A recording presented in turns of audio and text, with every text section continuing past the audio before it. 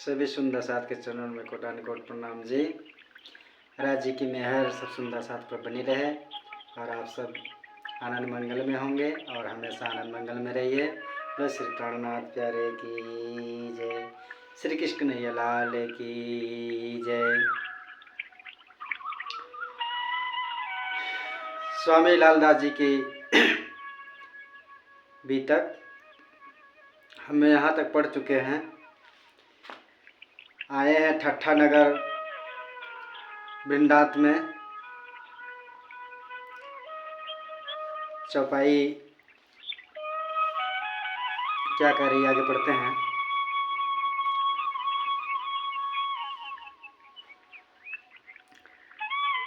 तब श्री जी ने कहा, तुम क्या जानो कबीर, तुम आधा भक्त इनको कहो, जो चित नहीं तुम अधीर।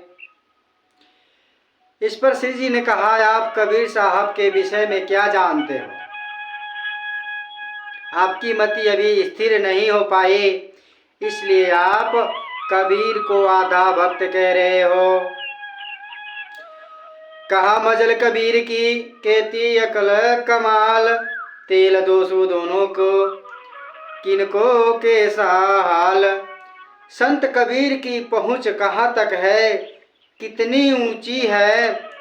कमाल साहब में इतनी बुद्धि कहाँ, उनमें उतनी क्षमता नहीं। दोनों की आप स्वयं तौल कर देखो, कौन कितनी सामर्थ्य वाला है। बिन पहचाने बोलत हो नहीं तुम शराब, कहा कबीर कहा कमाल, विचार दे सो आप। अपने बिना समझे बूझे यह सब कह दिया, कबीर जी के ज्ञान की आपको परख नहीं है। आप सच्चे जाहिर शराफ नहीं, कहीं कबीर कहाँ कमाल। आप स्वयं तुलनावत्व विचार कर देखें। एक कबीर का कीर्तन सुनाया दिया जब, तब चित्तमन ने कहा देशो शब्द निकसायब।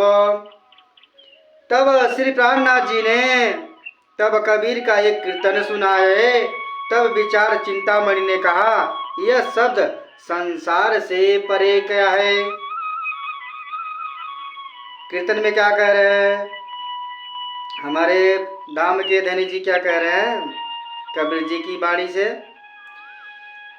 एक फलक ते गंगा जो निकसी, हो गई चौदीस पानी। वही पानी दो पर्वत ढापे, दरिया लहर समानी। आकाश से एक गंगा ब्रह्म की सत्ता से माया का विस्तार हुआ, जो मोह जल चारों ओर फैल गया। संत एवं सत्य एवं असत्य दोनों पर्वतों को उसने ढक लिया। भ्रम की इस लहर में ब्रह्म समाया प्रतीत होने लगा। फिर आगे कह रहे हैं, उड़मक की तरह चढ़ बैठी, बोले अमृत वाणी। वही मक्खी की मक्खा नहीं, बिन पानी गरवानी। कह रहे हैं, उस मोह जाल में से एक मक्खी के समान प्रकृति निकलकर विराट वृक्ष पर बैठ गई। विराट वृक्ष पर बैठ गई। वह अमृतमय मधुर वचन बोलने लगी।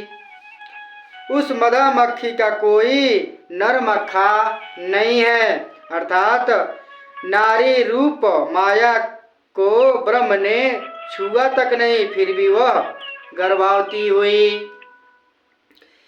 तीन गर्भे गुण तीनों जाए, यह तो पुरुष अकेला। कहे कबीर या पद को बूझो, सो सतगुरु हम चेला। कह रहे हैं, अपने उस गर्भ से उसने तीन पुत्र रूप सुत रज तम तीनों गुणों को जन्म दिया।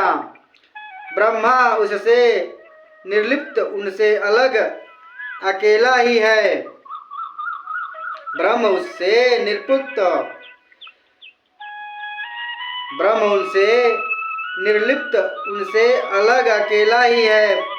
महात्मा कबीर कहते हैं, जो इस पद की व्याख्या कर दे वह मेरा गुरु है, मैं उसका शिष्य हूँ।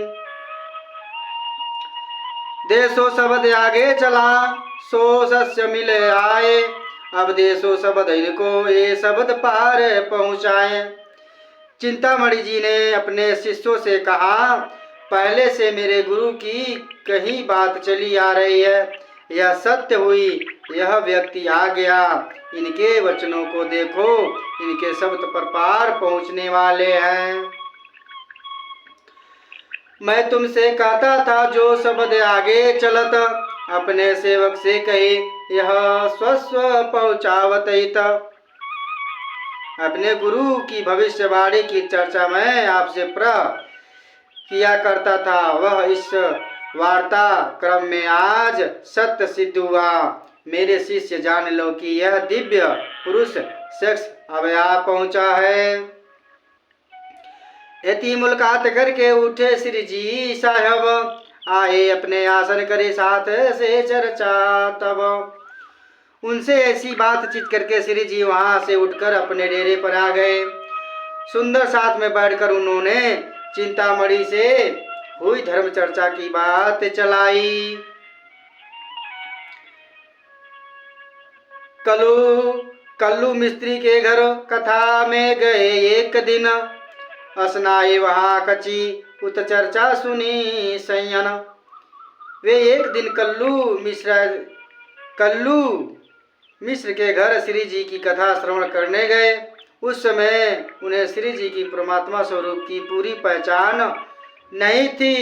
वह सुंदर साथ के साथ चर्चा सुनी। महामत कहे साथ जी ये ठट्ठा का मजकूर, समझ 1724 कहूँ आगे और जरूर। स्वामी लालदास जी कहते हैं, साथियों, हे सुंदर साथ जी, यह संवत 1724 ईस्वी 1668 में ठट्ठा नगर का वृतांत है। इस प्रसंग में और भी जो घटनाएं घटी है उन पर आगे प्रकाश जाहिर डाला जाएगा। बोले श्री प्राणनाथ प्यारे की जय।